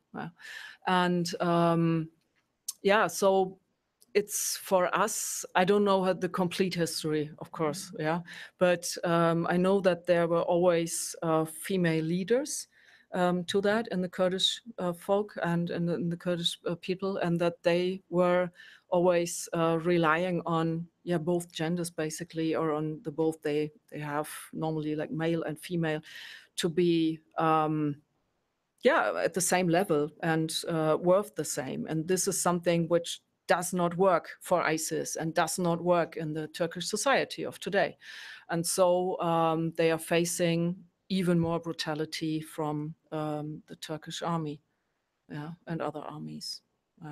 And so it's really, it's good to see that they are working on that, and that they are like, yes, but we will win. We do that, and that they found a way to.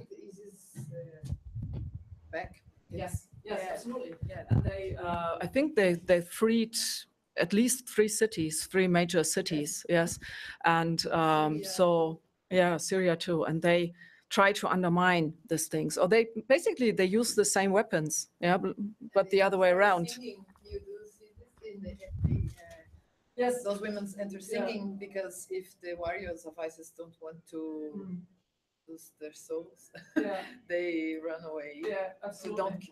don't So be they killed by, always, by a before they- woman. Before they shoot, they Yeah, announce themselves. So we are women, and they chant this special song. I don't remember the name of it, but it was really interesting. And then they really run away because it's so dishonorable to be killed by a woman. It's amazing, isn't it? I mean, war is shit, but this is really. It's better to run away than to be killed by a woman. Amazing. Amazing. But okay. So, and to have all this, it's Anonyma already found it. Okay. Yes.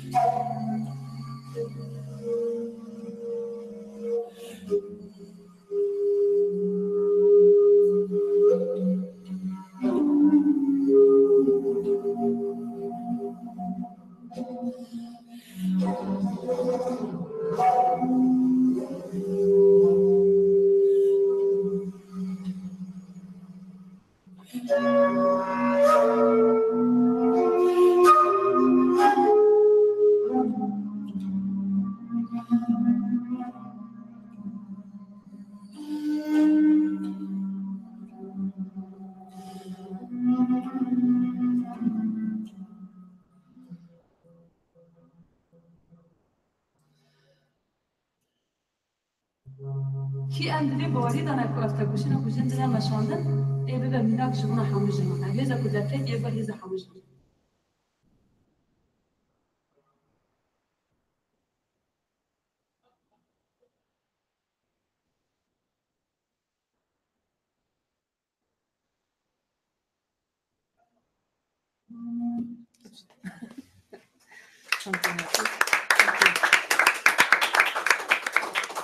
Now I remember that basically the notes of this song were the basis for my improvisation. I forgot about that completely. Sometimes I'm being inside of those works for so long that I have only the possibility to make a cut afterwards, to be able to have space in my head to do the right one. And I had like so many ideas for this that I recorded it like 3 times different and then put it together as one song. Yeah, so this is why you hear me like many times doing different things, which are not really possible technically for one person. You were listening to the first recording while doing the second, or no? I was just full of ideas, and then and then put it together and it was the same instrument. So I think it's 3 or 4 times the great bass recorder. But did you synchronize how do you manage the time? So you can put it, you can put it together. Yes, yes, yeah, yeah, yeah. So it's like, it was easy in that case. It was not so complicated. Okay, any questions? I have a question about another piece, distance. Mm-hmm. Yeah. Because I listen, I hear very intimacy and treatment of the sounds. Maybe for my English is very bad. For rooms that are not so big and places. Did you have the opportunity to play it in much more than one space? Yes. And then do you feel about it? How do you feel about this? Because I also compose to tape and performance. And for example, one time I did a piece with very small sounds and small sounds and micro things that you can hear, and I play it in a big theater because of, I don't know, the conditions of this occasion. But I felt later I did it in a very small place, and it was better. And if you do think about this, about that piece, how do you feel this in the different places? I think it's okay. I mean, in this place, it was easy to play because I could play it like this, like acoustic, and then use the tape. And normally when I played in bigger pieces, like with the premiere, it was a very big theater space. There I have to amplify the recorder. And I normally have a special microphone then only for the recorder. And of course, the sounds are different, but I think it's still, it's not the same intimacy, of course. Yes. Yeah, but it still works for this piece because you have the relations with the recorder on the tape and the recorder actually playing. It's a little bit more distant, but still it's distant fields, so it can be distant. Yeah. And I think I'm not sure what I prefer to do. I think I like both, and it depends very much on the audience too. Yeah, so in this big space, it was okay because there were many people, and like at least 3/4 of it were like the normal contemporary music audience, so like distant, very reserved. And so there I prefer to have it not that intimate, because if you play, I mean, I can say it like that. If you play for people you don't like, then you don't want to have it too close to you. Yeah, it's better to have it a little bit away. And yeah, and the other way around, if you play it for people you like, then it's better to have it in a living room space, you know, like it's really nice. Yeah. So both is possible. And I guess when a piece is so closely written for me and it's such a good collaboration, then you can do it and you can decide how to perform it and how you want it. Yeah. Yeah, sure. About the improvisation with the book. Yes. Have you presented in some place with audience, or was it just a performance that you filmed? Have you done this performance with the book? Live, you know. Yeah, live. Live. No, not yet. No, we had the idea to do it as a documentation for, yes, for YouTube. And I think it was shown at some festival for short films or so, but I don't remember. And it would be possible to do it live, of course. Yeah. And but now, yeah, we are always like, now I'm in Brazil and she is in some other place in Germany. And it's always hard to find a time where we can be at the same place at the same time. But yeah. You would have to think about the scene, because it would be like it would demand something thought about how the other woman, I don't know the name. Carola. Yeah. How would she compose this scenario? Maybe. Yes. Yeah, that would Absolutely. be interesting. Yeah. And how do you manage when the pages are turning and you are working with sound material, and then you see another kind of material? Do you make a transition, or sometimes you? Yes, I did a transition mostly all the time, unless the page came with the 2 holes in it, where she was like before. And there I cut it out and then did this slaps over there. But all the rest, I tried to do a transition, because I think the material developed with the page turn, unless there was, I think it was in the end when there was only this tiny faint line in the end present. Yeah. Otherwise, it's yeah, you can do some airy sounds or something as a transition, or some very faint sounds, or even do a slap like, and then like trying to copy the page turning noise. Yeah. And we actually did a live performance once. It's on Vimeo, I think. And where she was not like action painting, but we prepared it, and you have to check Vimeo.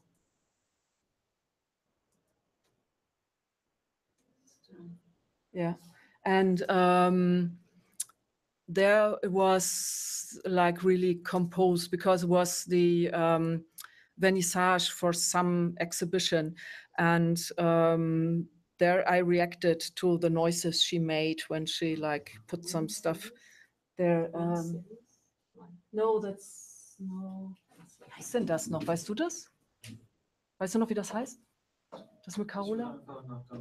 Ja, ich glaube, da ist sie jetzt schon gerade, aber das ist. Sorry, again. Nice noise. No, it's not Berlim Sylvia. I don't know. This one. Yeah, no, that was trying the demo. We already had that. Damn, so maybe it's on Carola's.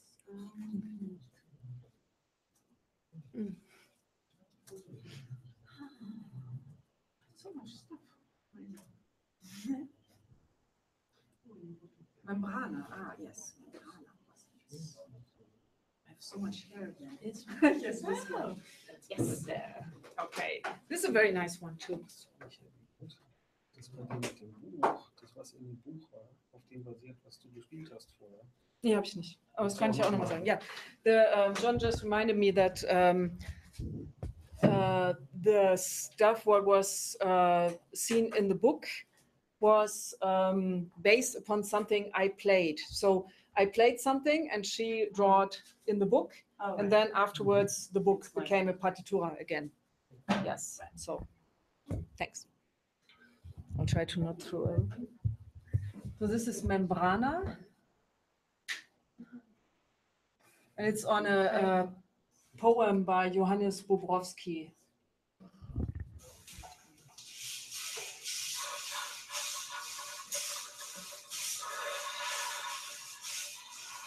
This is Carola.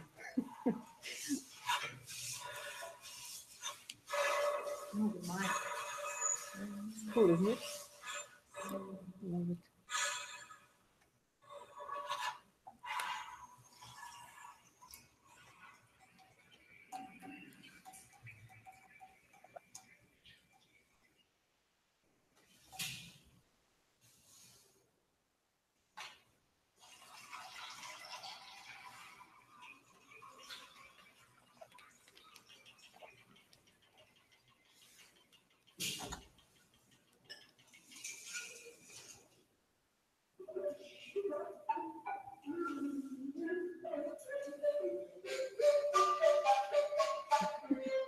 It's been a while.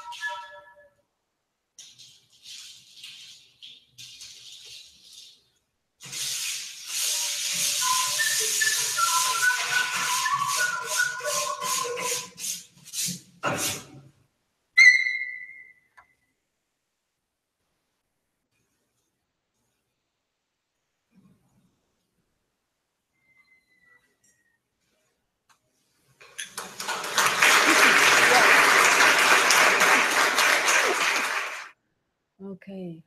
Yeah, that was just an extract. 2011. So it's been a while. Okay. This was very nice, and I really love to do that. It was very intense, and but so much effort, because every single sheet of paper which was there had to be prepared weeks before to be soaked in this special fluids she's using for painting. And so it only makes sense when you are really paid for this. Yeah, because yeah.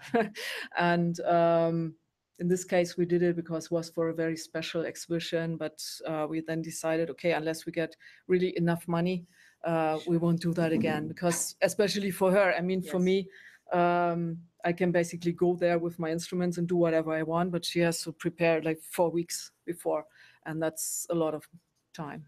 Yeah. Okay, any more questions? Anything left? I don't think so. Do you have any? I always forget something, but Let me see Share the with internet. us this card. You can share with us. You can send to us. You can. Yeah, it's possible. I think so. Yeah. Yeah. you mean this one, or what do you mean? No, the scores. The score. The score. Ah, okay, the score. Not Okay. bad, but all. I think it's really interesting. Yeah. to have this Yeah. video. Yeah. Okay. Yes, why not? Of So I course, don't know if it's you possible. have contact with composers.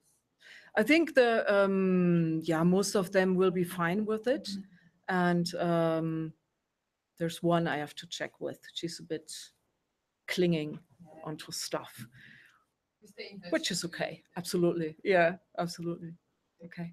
There's one other piece which I really like, but so we'll save that for next time maybe. It's called Breaking Through by Gloria Coates, and this is a piece which is really, it's a good piece for the recorder, I think, and the title is really great because it's not a pleasant piece, and it's like or maybe like I play it in your face piece, and yeah, so that is really nice too, and I like it because Gloria Coates does not write pleasant things, and she is close. I think she will turn 80 next year, and yeah, she has some really weird stuff written. I have to say, this is a really good piece too. Yeah, but I think that's it for now.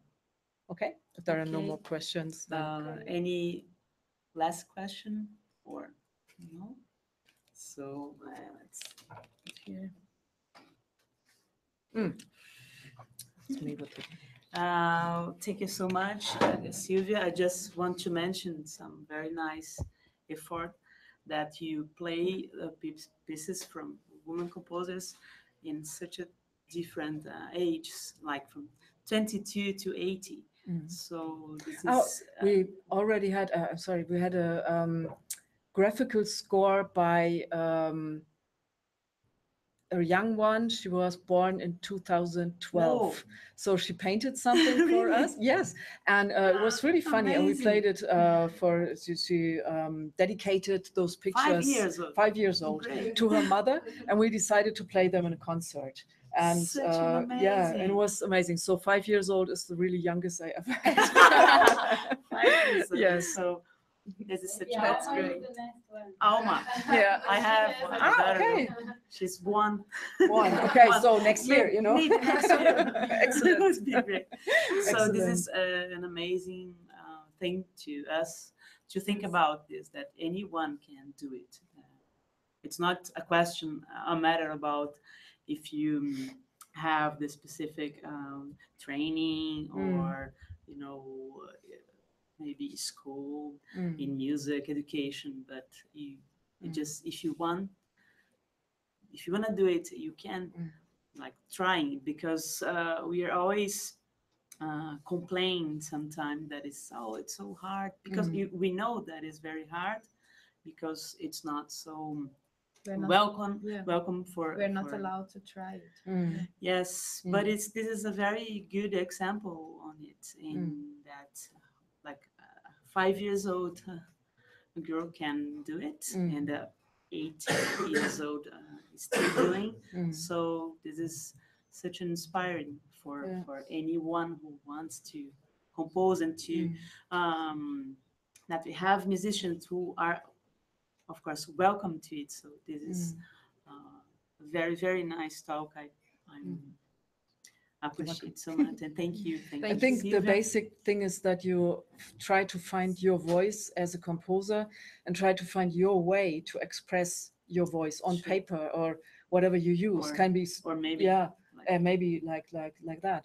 And so that sometimes I meet people who have really great ideas, but they are not able to get them out. They can't communicate it, and that's the basic point. You need to find your special way to communicate it, but try. I mean, ask performers you know, and can I throw you something, and then they can give you tips or tell you about notation. You can buy books. if you want, you can go to a conservatory or to university if you like, but it's not for everybody. I mean, I studied, but I'm not sure if I would do it again with that knowledge now.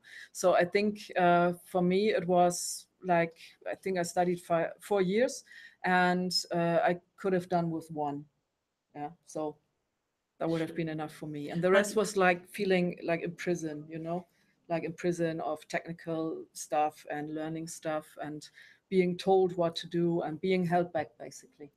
I think that you mentioned a very good way, that is finding your voice, your own voice. Yeah. This is not easy, but absolutely, it's maybe the way. Yeah. So thank you so much, everybody. Yeah, and I'd like to thank you for Silvio again in his group. Sorry, and New Song, and for the most important, Sonora, and Mariana, Eliana, Carol, Flora, Lucia, and Davi, Flora, another Flora, and Camila that was there, and so on.